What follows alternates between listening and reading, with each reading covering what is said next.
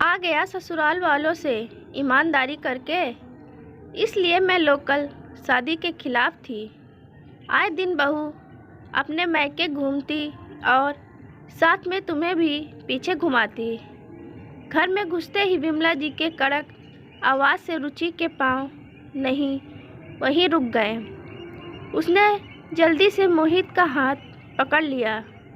मोहित ने भी उसका हाथ पकड़कर उसे तसल्ली दी और कमरे में जाने का इशारा किया।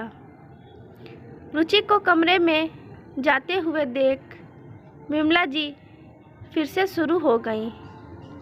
अब कमरे में जाकर पसर मत जाना। कब से भूखी बैठी हूँ, लेकिन यहाँ बहू के होते हुए भी एक कप चाय नसीब नहीं है। सुन मोहित, बहुत हो गया सासू जी की सेवा। अगले अपने साले से बोल कोई इंतज़ाम कर ले। मेरी बहू और बेटा कल से वहाँ नहीं जाएंगे। शादी के बाद बहू को अपनी सास को ही माँ मानना चाहिए और मायके से लगाव कम कर देना चाहिए। अरे दिल से मानो तो माँ भी तो सास भी तो माँ ही होती है। विमला जी के बातों को सुनकर मोहित झुंझुना गया और फिर वह गुस्से से बोला, प्लीज़ माँ, कभी तो अपनी तीखी जवान को शहद खिला दिया करो। जो मुंह में आता है वह बोल देती हो। मम्मी जी की हालत आपसे छिपी नहीं है। अरुण को भी अच्छा नहीं लगता यूँ रोज़ हमें बुलाना, लेकिन बात जब माँ के स्वास्थ्य की हो तो कौन बेटा और बेटी परेशान नहीं होगा। और आज जो सब रिपोर्ट भी आ गई हैं। मम्मी जी को मोहित बोलते बोलते रुक गया, क्योंकि उसकी आंखों से आंसू बहने लगे थे।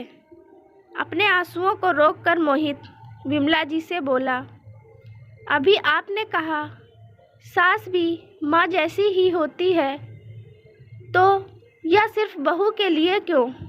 क्या दामाद के लिए सास माँ जैसी नहीं हो सकती? बहू सास की सेवा करे तो फर्ज और कर्तव्य की दुहाई दी जाती है, और दामाद करे तो उसे एहसान का नाम दिया जाता है। अब मैंने ऐसी कौन सी बात अनोखी बात कह दी जो तू इतना लेक्चर दे रहा है? न जाने कौन सा जादू किया है समधन ने, जो अब मेरा बेटा मेरा ना रहा। विमला जी चिढ़कर बोली, वो बेचारी क्या जादू करेंगी जब उनकी ज़िंदगी के कुछ ही दिन। डॉक्टर ने कैंसर बताया है, वह भी लास्ट स्टेज। मोहित बताकर निढाल हो गया। यह खबर सुनते ही विमला जी के हाथ पैर भी ढीले हो गए और वो सन्न होकर मोहित को देखने लगी और सोचने लगी कि उनकी सोच को क्या हो गया था। जिस बहू के आने का बेसब्री से इंतज़ार किया और खुद से एक वादा किया कि उसे बेटी बनाकर रखेगी, आज उसी के दर्द को समझ नहीं पाई। तभी उनके मोबाइल पर बेटी नेहा का फ़ोन आया। मम्मी, आ गई तुम्हारी लाडली बहू। सही है, इतना अगर मेरी सास छूट देती तो मैं तो उनके चरणों पर ही बैठी रहती। कहाँ मिलेगी उसे आपकी जैसी सीधी सास। थोड़ा नकेल खींच कर रखो और भाई को भी समझाओ कि वह दामाद है। वो यूँ ससुराल वालों के पीछे पीछे घूमना उसे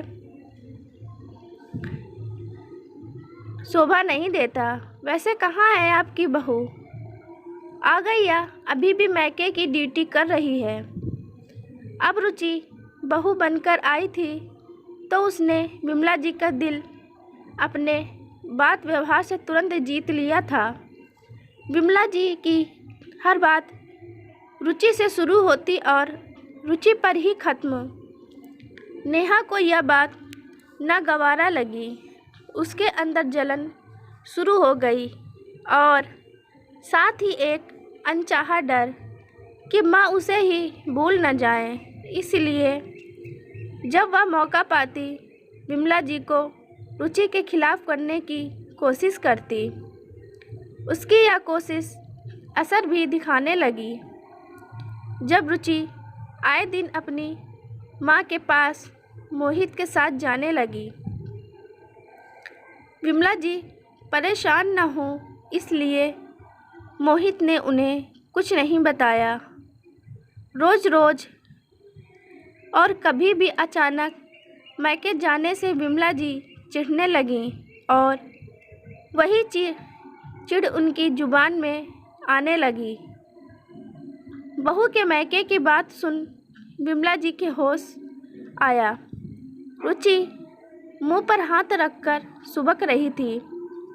उसकी हालत देख विमला जी को अपनी सोच पर ही ग्लानि होने लगी। वह प्यार से उसकी पीठ सहलाने लगी।